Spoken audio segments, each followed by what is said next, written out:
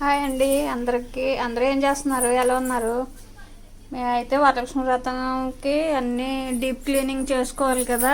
నేను కిచెన్ అయితే ఇలాగా క్లీన్ చేసుకున్నాను.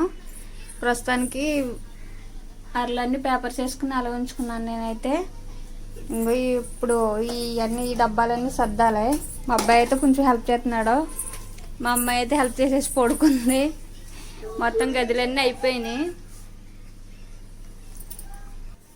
ఇంకా వంటగది ఒకటే సర్దుకుంటే సరిపోతుంది. ఇంకా అన్నీ అయిపోయినాయి, అన్ని గదులు కూడా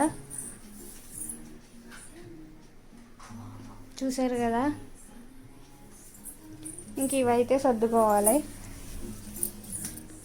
మొత్తం పప్పులు ఉప్పులు అన్నీ ఖాళీ చేసాము.